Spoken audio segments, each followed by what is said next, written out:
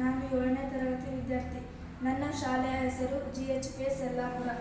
ಮಾನವನ ಶ್ವಾಸಕೋಶದ ಒಂದು ಮಾದರಿ. ಮಾನವನ ಶ್ವಾಸಕೋಶವು ಮುಖ್ಯವಾಗಿ ದೇಹಕ್ಕೆ ಆಮ್ಲಜನಕವನ್ನು ಪೂರೈಸುವುದು ಮತ್ತು ಕಾರ್ಬನ್ ಡೈಆಕ್ಸೈಡ್ ಅನ್ನು ಹೊರಹಾಕುವ ಅನಿಲ ವಿನಿಮಯ ಕಾರ್ಯ ಮಾಡುತ್ತದೆ. ಮೂಲಕ ಬರುವಂತಹ ಗಾಳಿಯನ್ನು ಬೆಚ್ಚಗಾಗಿಸಿ ತೇವಗೊಳಿಸಿ ಅದರಲ್ಲಿರುವ ಧೂಳಿನ ಕಣಗಳನ್ನು ಮೂಗಿನ ಕೂದಲು ಫಿಲ್ಟರ್ ಮಾಡುತ್ತದೆ. ಇವು ಶ್ವಾಸನಾಳ. ಗಾಳಿಯನ್ನು ಶ್ವಾಸಕೋಶಕ್ಕೆ ಕೊಂಡೊಯ್ಯುತ್ತವೆ. ಇದು ಶ್ವಾಸನಾಳದ ಕವಲುಗಳು. ಇವು ಶ್ವಾಸಕೋಶದಲ್ಲಿ ವಿಭಜಿಸಲಾಗುತ್ತದೆ. ಎದೆಗೂಡಿನಲ್ಲಿರುವ 2 ಪ್ರಮುಖ ಅಂಗಗಳೆಂದರೆ ಅವೇ ಶ್ವಾಸಗಳು. ಇವೇ